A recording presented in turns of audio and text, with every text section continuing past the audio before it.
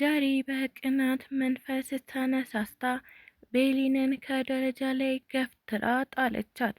ከባሌ ጋር ምን ታደርጊያለሽ? በተደጋጋሚ ከሱ ጋር አየሁሽ እና ባሌን ልትቀሚ ነው ወይ? በሚል ተልካሻ ምክንያት ጀሪ ቤሊንን ገፍትራ ጥላት ትገኛለች። መቋቋም ያልቻለችው ቤሊን አሁን በጽና ታማ ሆስፒታል ውስጥ ገብታ ትገኝ ነበረ። ይህንን ነገር ማስተናገድ አልችልም የሚለው አቶ አምነን ቤሊንን እየተሯሯጠ ሆስፒታል ውስጥ ይዟት ገብቶ ይገኝ ነበረ። ታዲያ አይበለውና ከሞተች ምንድን ነው የማደርገው የምትለው ጀሪ በጭንቀት ልፈነዳ ነው እያለችም ትገኝ ነበረ። ምንም እንኳን ትሞትብኛለች ብላ ባታስብም በስሜት ተነሳስታ ከደረጃ ላይ መገፍተሯ እጅግ በጣም እየጸጸታት ትገኛለች። ታዲያ ቤሊን መሬት ላይ ወድቃ በነበረበት ሰዓት ጄሪ ከአጠገቧ አለመኖሯ እናም ሰዎች ሲጯጯሁ ምንድነው ብላ ብቅ አለማለቷ ሲፉን አስጠርጥሯት ነበረ። ሲፈን ቆይ ሁሉ ነገር ሲሰራ አንቺ የት ነበርሽ? ለምንድነው ያልነበርሽው? ስትልም ጀሪን በጥያቄ አፋጣታለች።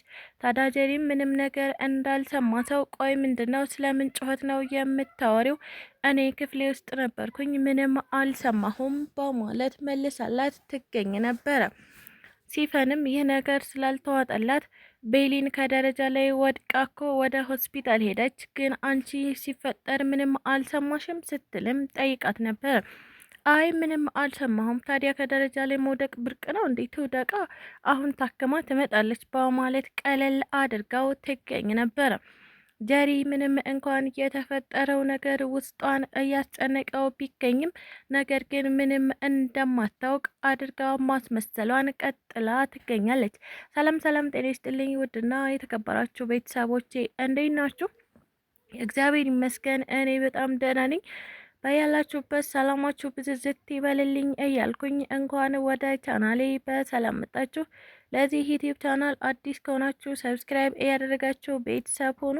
እንዲሁም ደግሞ ሀሳብ አስተያየትም ካላችሁ ኮሜንት ላይ ጻፍ ማድረግ ትችላላችሁ። ቪዲዮን ከወደዳችሁት ላይክ እና ሼር ማድረጋችሁን እንዳትረሱ። ለዛሬው ደግሞ ድር ፊልምን ክፍል 28 ይዤላችሁ መጥቻለሁ። እስከ ቪዲዮ ፍጻሜ አብራችሁን ቆዩ። ጀሪ ከሄደችበት ስትመለስ አቶ አምነንን ቤት ውስጥ አለማግኘቷ ጥያቄ ሆኖባት ይገኝ ነበረ። አምነንና ቤሊን የቤሊን ክፍል እንደነበሩ የምታውቀው እናት ዛሃራ ጀሪ አቶ አምነን የት ነው ብላ ስትጠይቃት ክፍል ውስጥ ይሆናል፣ አንቺ ሳሎን ጠብቂኝ እኔ ጠርቼልሽ ልምጣ ትላት ነበረ። እናት ዛሃራ ጀሪ ወደ መኝታ ቤት እንዳትገባ ከመፈለጓ የተነሳ እዚሁ ጠብቂኝ ሌላ ጸብ ይመጣል ብላ አስባ ነበረ እዚሁ ጠብቂኝ ያለቻት። ታዲያ ጀሪም ክፍላችን ውስጥ ነው የሚሆነው፣ አይ እኔ ገብቼ እጠራዋለሁ በማለት ወደ መኝታ ክፍላቸው ጎራ ብላ ትገኛለች። ነገር ግን መኝታ ቤት ስትገባ አቶ አምነን አልነበረም። እናም ወዴት ሄደ እያለችም መታጠቢያ ቤትም እንዲሁም ደግሞ ሽንት ቤትም የምትፈልግበት ቦታ ፈለገችው። አቶ አምነን የለም፣ ስልክም ሲደወልለት አያነሳም። ታዲያ ጀሪ በዚህ ሰዓት ወዴት ሊሄድ ይችላል ብላ ተመልሳ ወደ ሳሎን ወጣች። በድንገት አምነንና ቤሊን እጅ ለእጅ ተያይዘው ከመኝታ ቤት ወጡ። እናም ይህንን እያየችው ጀሪ አምነን ነበርክ እንዴ? ስፈልግህ እኮ አጣሁህ በማለት ቀለል አድርጋ አናግረዋለች። አምነንም አዎ ጀሪ ነበርኩኝ፣ ምን ነው ፈልገሽ ነበር ያላት። በዚህን ሰዓት አምነንና ቤሊን እጅ ለእጅ ተያይዘው ስለነበረ ቤሊን ደንግጣ የአቶ አምነንን እጅ ለቀቀችው። እናም ጀሪ ምንም እንዳልተፈጠረ አይ በቃ ፈልጌ ነበረ፣ ወደ ክፍሌ ልግባ፣ ቤሊን ላናግርሽ ፈልጋለሁ በማለት ወደ ክፍሏ እንድትመጣ ጠራቻት።